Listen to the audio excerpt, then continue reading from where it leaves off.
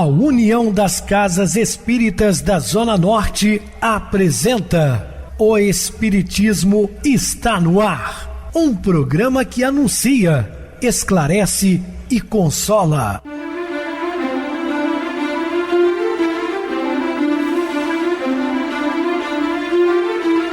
Não se turve vosso coração. Credes em Deus, credes também em mim. Na casa de meu pai há muitas moradas. Se assim não fora, eu vou-los teria dito, pois vou preparar-vos lugar. O Espiritismo está no ar. Sintonize esta frequência. Pare, pense na vida, faça perguntas. Olá, meus queridos e amados irmãos, ouvintes da Rádio Clube FM, também do programa O Espiritismo está no ar, uma onda de amor e luz em seu rádio. Este é um programa que anuncia, esclarece e consola. Rádio Clube FM, sua voz é a nossa voz. Estamos no ar de segunda a sexta-feira, desde 2014, pela emissora, depois também pelo YouTube. O canal é Viver _ Melhor. Se inscreva, deixe seu like, sua opinião, sempre importante para nós. Podem também acessar o YouTube, digitar O Espiritismo está no ar. Lá encontrarão vários programas, inclusive o do dia. Recebo carinhosamente meu querido amigo espiritista, trabalhador da Casa Espírita Maria de Nazaré, Adilson Reis. Uma boa noite, seja muito bem-vindo.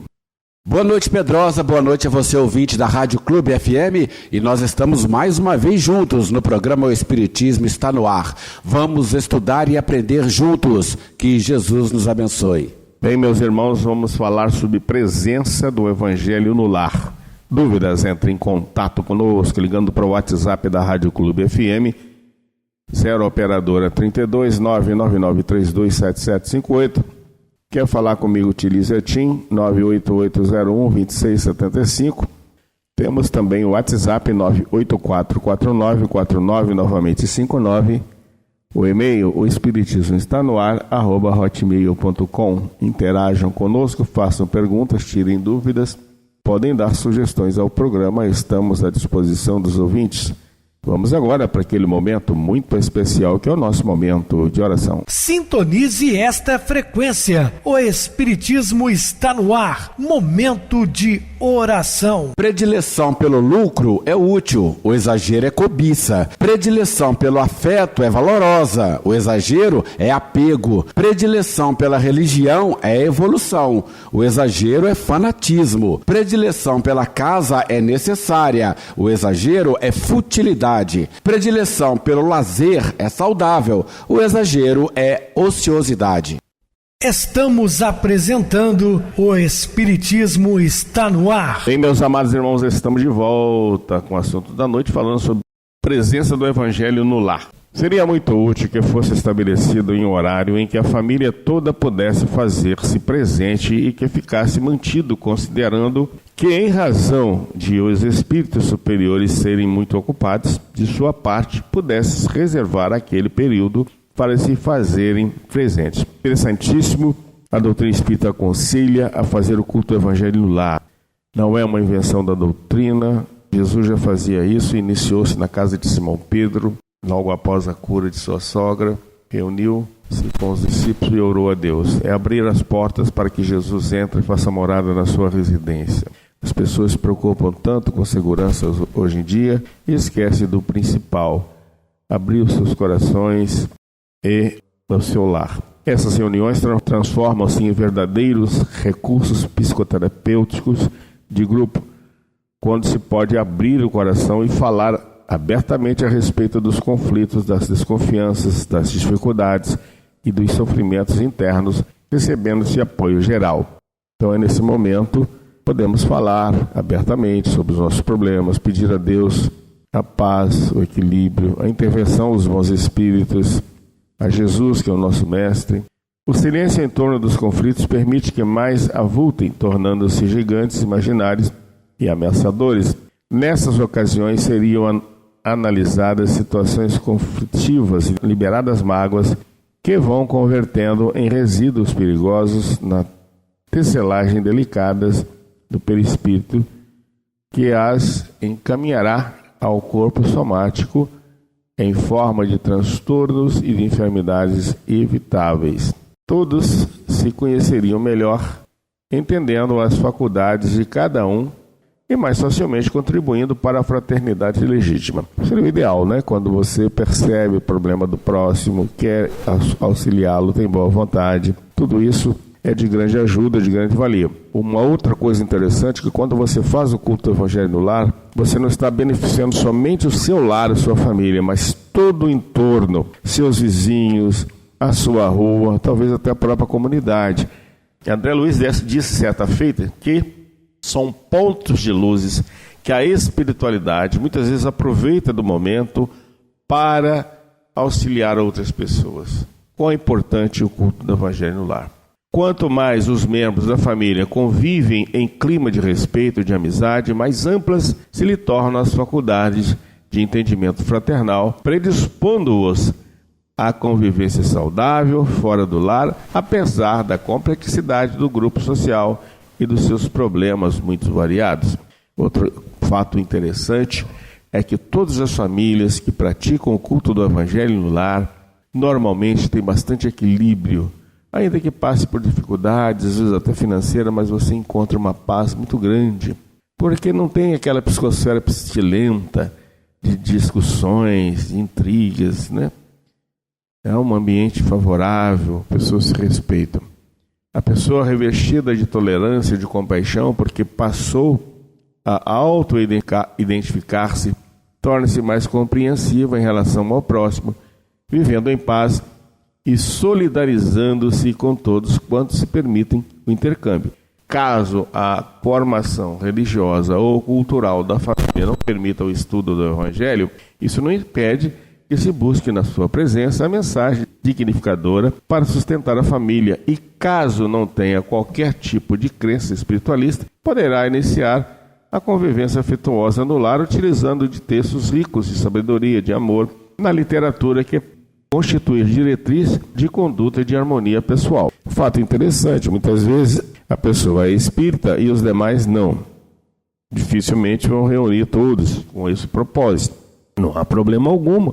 Você faz sozinho o culto no lar, sem a intervenção dos amigos. Você pode reunir-se e praticar o culto do Evangelho no lar, mesmo sem os familiares que são de outras doutrinas que não querem comparecer naquele momento. Um outro fator, você está em viagem na casa dos pais, na casa de parentes ou de amigos, não precisa incomodá-los. Basta que naquele momento você recolha-se ao quarto que está hospedado, ou, se for uma visita no dia do culto, peça para ir ao toalete e ali eleve o pensamento a Deus, a espiritualidade e cumpra o seu objetivo, que, na verdade, momento certo, dia certo, hora aprazada. Se nós não devemos ficar mudando o culto do Evangelho do lar ao bel prazer. Eu, por exemplo, quando estou em viagem, e acontece, por exemplo, no dia de domingo, que passa às 19 horas, eu estou em viagem, às vezes vou para a casa da minha mãe, em outra cidade, volto, eu paro o carro, faço uma prece naquele momento, e se não for permitido parar por causa do trânsito, você pode fazer a prece mentalmente, porque não há necessidade de palavras. O importante é a nossa conexão com Deus através do pensamento edificante. Porque Jesus nos deu essa lição há mais de 2000 anos. Entretanto, nas incomparáveis dissertações de Jesus estão os mais belos conceitos filosóficos de que se tem notícia, as mais avançadas lições de dignificação humana, de aquisição, manutenção da saúde, que hoje culmina com a designação da amorterapia. Outro fator que nós estamos falando aqui, não há necessidade de ser espírita para fazer o culto do Evangelho no lar. Você pode ser evangélico, católico ou não ter nenhuma crença, mas está passando por certos problemas, quer aproximar de Deus, pegue os textos ricos aí no Evangelho de Jesus, faça uma leitura no dia certo, na data correta, todos os dias. Por exemplo, escolheu a segunda-feira, 8 da noite. Então, a partir de todas as segundas, às 20 horas, pratique o Evangelho no lar. Quando Jesus é convidado a visitar uma família e aí recebido, a felicidade entra nessa residência, conforme ele disse a Zaqueu, que o recebeu no ninho doméstico após descer da figueira onde se passou, a fim de vê-lo passar. Então, a felicidade entra na casa de qualquer pessoa quando Jesus adentra as portas, não é? Como elemento fundamental da educação, a orientação religiosa à família torna-se inadiável. Quão importante as pessoas terem uma crença religiosa.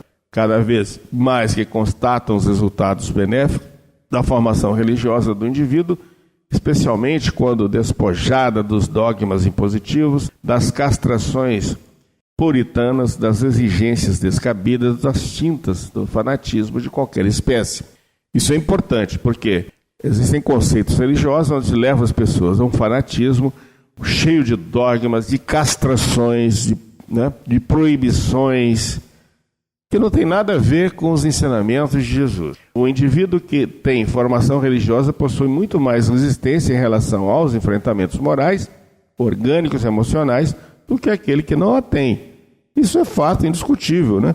Se você tem fé, praticante de uma doutrina, quando a vida te apresenta dificuldades, você tem onde buscar auxílio, que é Deus, a espiritualidade, Jesus.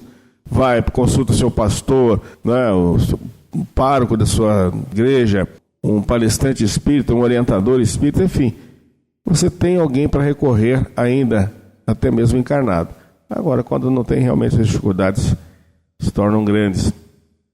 Neurocientistas e estudiosos do comportamento vêm constatando a excelência da fé religiosa no ser humano e conseguindo confirmá-la através de exames realizados com equipamentos ultrassensíveis, quais as tomografias computadorizadas, com emissão de pósitrons que registram as alterações dos ramos neurais do cérebro. Isso já foi constatado, né, que as pessoas sofrem modificações para melhor aquelas que têm uma fé religiosa. Quando se possui confiança em qualquer elemento, o cérebro envia mensagens propiciatórias à finalidade da crença, como ocorre nas terapêuticas através do uso de placebos ou nos fenômenos mais inquietantes, ainda na área dos nocebos. Aquele que acredita em algo, especialmente de natureza transcendental, afetiva, religiosa, melhor conduz-se durante ocorrências difíceis, na saúde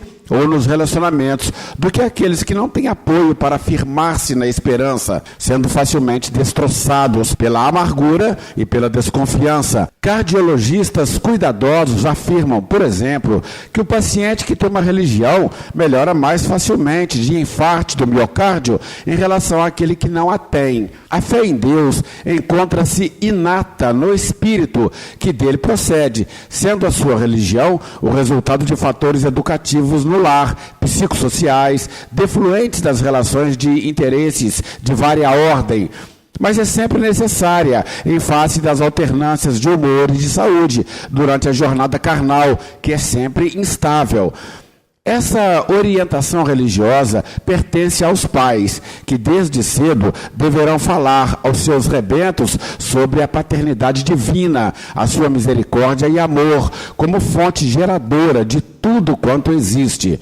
De acordo com a linguagem apropriada e a capacidade intelectual dos genitores, o processo torna-se fácil e enternecedor, sem necessidade de recorrer a mitologias ou fantasias exageradas. Conversação natural, edificante, explicando o significado da existência humana e os objetivos pelos quais todos se encontram na Terra, na condição de mãe generosa que é, irá auxiliar o desenvolvimento intelectual do educando, proporcionar-lhe segurança emocional, confiança em si mesmo e a certeza de que estará sempre sob a proteção de Deus. Como é natural, os pais irão transmitir a doutrina religiosa à qual estão vinculados, apresentando o seu lado ético e nobre, as suas propostas libertadoras e gentis, evitando sempre apresentar os mistérios incompatíveis com a lógica e a razão, as arbitrárias punições divinas, as ameaças cruéis em relação àqueles que procedem mal, oferecendo a reflexão em torno da alegria que se deriva da fé, da esperança de felicidade, como resultado das incomparáveis contribuições do amor inefável de Deus. A criança absorverá o aprendizado que deverá ser acompanhado pela real vivência dos ensinamentos por parte dos educadores, que demonstrarão quão valiosa é a crença, particularmente nos momentos de dificuldades, nas horas de sofrimento, que serão diminuídos pelo efeito da medicação religiosa. Argumentam alguns educadores materialistas que se deve deixar a criança nessa área sem mensagens dessa natureza, a fim de que mais tarde, quando adquiram o discernimento, elejam aquela que lhes pareça mais apropriada. Trata-se de lamentável sofisma, porque essa não é a conduta a respeito da alimentação, da saúde, da educação. Conscientes das responsabilidades em relação aos filhos, aos pais cumpre o dever de orientá-los em todos os misteres, sem dúvida, também na área religiosa, com a mesma naturalidade com que oferecem outras diretrizes educativas. Quando, porém, a criança adquirir o discernimento referido, terá alguns elementos para comparar com os quais vai tomando conhecimento e melhor poderá eleger aquela conduta que lhe pareça mais compatível com as suas necessidades emocionais e intelectuais. À medida que o comportamento religioso tem sido sediço e favorável ao profano, ao vulgar e ao promíscuo, mais aumenta o número de crianças e adolescentes portadores de distúrbios psicológicos, mais cresce a estatística de suicídios, de drogadição, por falta de um futuro promissor, na sua nublada visão, quando algo de desagradável lhe acontece, não tendo qualquer meta de segurança à frente. Considerando a vida somente física ou tendo a religião apenas como suporte teórico, a existência perde o significado profundo que advém do sentido da imortalidade, tornando-se supérfluos qualquer esforço ético, qualquer procedimento moral, quando, logo mais, tudo se interrompe em definitivo.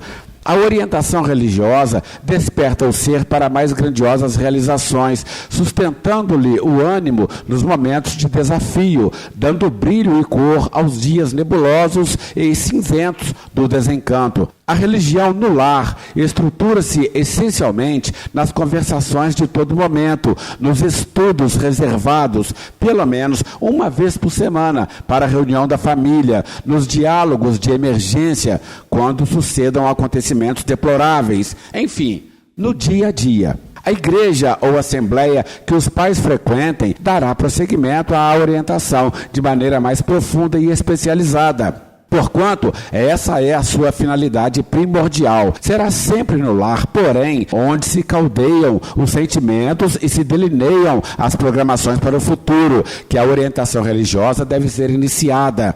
Oferecer ao educando a música espiritual da prece, o respeito à divindade, a obediência às suas leis refletidas em todas as coisas, a começar por si mesmo, alongando-se pelo próximo, pela natureza, constitui uma valiosa contribuição para o desempenho dos deveres e para a vivência saudável em todos os cometimentos do presente como do futuro. O hábito da oração, o que equivale a dizer a constância dos pensamentos elevados e construtivos, as conversações edificantes e as práticas das ações saudáveis, constituem todo um roteiro de religiosidade que não deve ser deixado à margem sob qualquer alegação, sempre insustentável.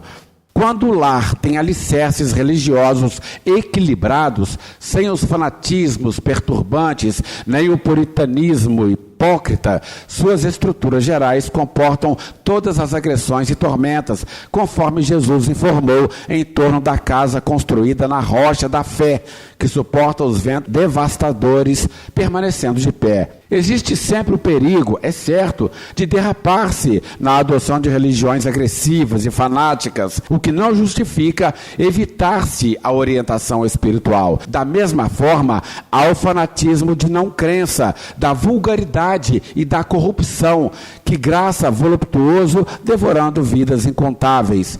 A presença de Deus na mente e no coração infantil, juvenil, adulto e no último estágio do corpo físico é sempre uma bússola apontando o porto de segurança e de paz que será alcançado oportunamente. Numa constelação familiar, os primeiros sinais de desajustes são os pequenos crimes em relação à lealdade que deve existir entre todos os seus membros. A família não é apenas o grupo biológico residente sob o mesmo teto, mas a reunião de espíritos que se exercitam na experiência da evolução, onde deve reinar a fraternidade, a fim de se ampliarem os sentimentos de amor no futuro em relação a toda a sociedade. Compreensivelmente, na convivência sempre surgem os descontentamentos insignificantes, que se tornam mais graves quando não cuidados, na condição de fenômenos transitórios decorrentes das relações interpessoais, ensejando conversações maledicentes que se ampliam em forma de acusações surdas e injustificáveis, culminando em traições ignóbeis. As insatisfações sexuais, fruto da licenciosidade mental e física que viceja em toda parte e dos abusos das funções genésicas, externam-se inicialmente em discreta forma de antipatia pelo parceiro, masculino ou feminino, cultivando-se anseios impróprios que mais perturbam o discernimento em torno dos deveres graves. Os próximos passos em tais ocorrências são as discussões desrespeitosas e as acusações destituídas de fundamentos, quando não ocorrem as agressões morais que avançam na direção daquelas da natureza física. Agravam-se, então, as animosidades e os sentimentos doentios assomam, elaborando planos perversos de vingança, que geram situações calamitosas como resultado dos caprichos infantis e do egoísmo exacerbado. O amor, que um dia pareceu existir entre os parceiros, transforma-se em ressentimento, agravando a situação, que poderia ser contornada mediante conversação fraternal e franca, compreensão e respeito pelo outro, a quem se vincula emocionalmente. É nessa fase de desajuste e de fragilidade psicológica que surgem as brechas morais para crimes mais graves, entre os quais o abortamento hediondo, feito de maneira cruel e insensível. Muitas vezes, a mulher frustrada, não podendo descarregar a ira no homem que a enganou, direciona toda a sua mágoa no ser em formação, para não ter que carregar a herança da própria leviandade. A partir desse momento, instala-se no inconsciente profundo do ser revel a culpa que emergirá em momento próprio, com toda a caudal afligente de consequências nefastas. Como efeito, o espírito rejeitado, que iria desfrutar de bênçãos do corpo físico para a evolução moral, não compreendendo a ocorrência injustificável, torna a clava da justiça nas mãos e passa a sitiar a casa mental do responsável pela sua morte, dando início a doloroso processo de obsessão pertinaz. Algumas vezes, em razão de encontrar-se profundamente vinculado ao feto, ao ser expulso do corpo abruptamente, a alucinação que o torna durante o ato execrável adere ao endométrio, dando lugar a futuras formações de tumores uterinos, portadores de sofrimentos inauditos. O abortamento, com exceção daquele que tem por objetivo salvar a existência da gestante, é uma das heranças mais terríveis do primarismo de natureza moral, que responde pelo atraso espiritual da sociedade. Numa constelação familiar, não existe lugar para a ocorrência de tal monta. Quando sucede uma fecundação não desejada, em razão de diversos fatores existentes, o espírito que se encontra em processo de reencarnação deve ser recebido com carinho, porquanto está sendo beneficiado pela especial oportunidade de crescimento, por divina concessão, que não pode ser desrespeitada. Considerando-se a imensa variedade de recursos e técnicas impeditivos da fecundação, nunca se poderá justificar o abortamento criminoso, porquanto a divindade providenciou, através da ciência, preciosos recursos preventivos que devem ser usados sempre que não se desejem filhos. Esse crime, que às vezes permanece oculto na consciência daqueles que o praticam, pela sua ação morbífica, termina influenciando negativamente a família, que mais se desestrutura, avançando no rumo do abismo da desagregação. A cultura religiosa no lar produz o benéfico resultado de evitar os crimes ocultos, porquanto a religiosidade esculpida na mente e no sentimento da família trabalha em favor da conversação saudável, dos esclarecimentos diante das suspeitas e incompreensões, aclarando questões duvidosas e iluminando as sombras em instalação ou quaisquer outras interferências espirituais doentias. Muito bem, Adilson, bem explicado. Vamos agora para o intervalo musical, a seguir a nossa oração final. O prêmio da loteria. Quantas vezes pensamos em ganhar na loteria? Quantas vezes, em sabendo dos elevados prêmios lotéricos, imaginamos colocar a mão na volumosa quantia? Até de uma forma simplória, comentamos que não precisaríamos ganhar o valor total sozinhos. Quem sabe 1/5, 1/3 do prêmio nos seria suficiente. Poderíamos de imediato parar o trabalho profissional. Poderíamos gozar a vida. E os sonhos vão sendo enumerados. Imaginamo-nos realizando a viagem idealizada há muito tempo e sempre adiada. Quem sabe agora poderia ser o momento. Viajar sem preocupações com os valores a serem gastos. Hospedar-se nos melhores hotéis.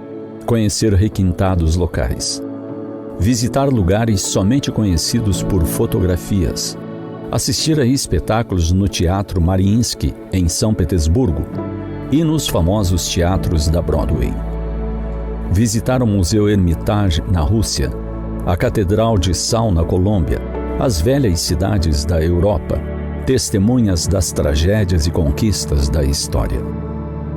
As ruínas do Fórum Romano, do Coliseu e as localidades do Oriente por onde transitaram os grandes poetas, historiadores, dramaturgos.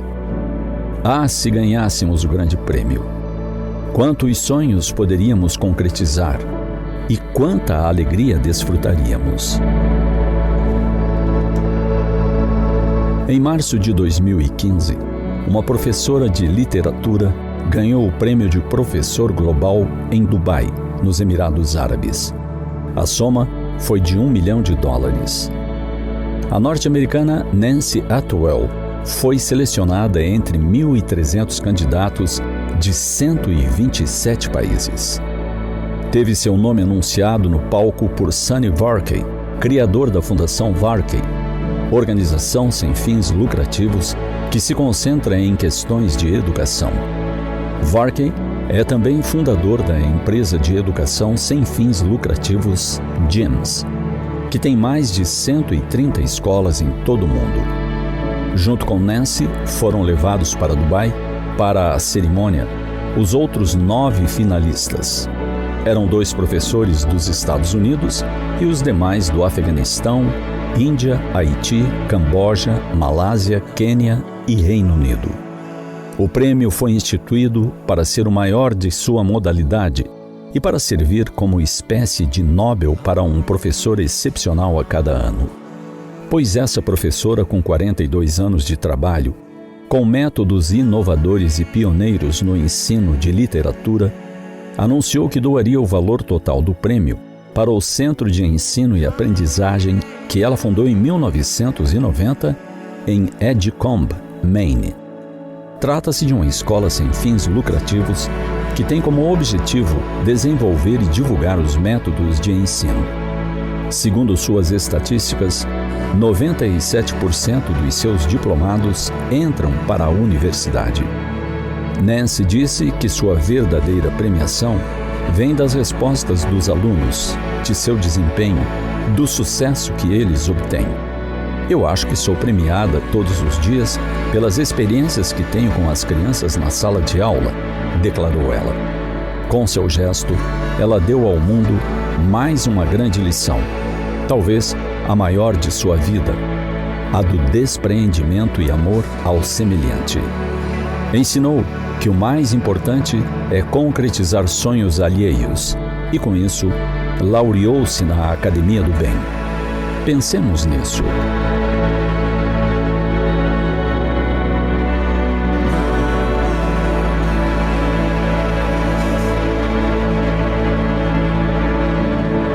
Sintonize esta frequência. O Espiritismo está no ar. Momento de oração. Queridos e amados irmãos em Cristo, não é propriamente nosso corpo responsável pelas interações, emoções, sentimentos que ressoam em nossos atos e atitudes, mas nós mesmos, almas em processo de aprendizagem e educação. Nós mesmos quer dizer que somos espíritos imortais, o nosso corpo obedece comando do Espírito. Uma vez despojados das vestes carnais, continuaremos vivendo em outra dimensão. Que Jesus os abençoe. Muita paz a todos. Meu querido irmão Adilson, suas despedidas? Muito grato, Pedrosa, pela participação no programa de hoje. Como eu digo sempre, estaremos dispostos a outras oportunidades, assim Jesus nos permitindo. Obrigado a todos pela companhia, tenham todos uma boa noite, muita paz, que Jesus nos abençoe. Boa noite para você, Adilson. Muito obrigado pelo apoio aqui no programa. Boa noite também a todos os amados irmãos ouvintes do YouTube, internautas do Brasil e do exterior, nossos irmãos da Zona Norte de Juiz de Fora, que nos acompanham com a rádio local 87,9 Rádio Clube FM. Continuem ligados ouvindo a nossa próxima atração, o programa Batidão com o DJ Tico. A seguir na voz de Ailton Moreno, o Encontro Central. Boa noite a todos e até amanhã, se Deus quiser.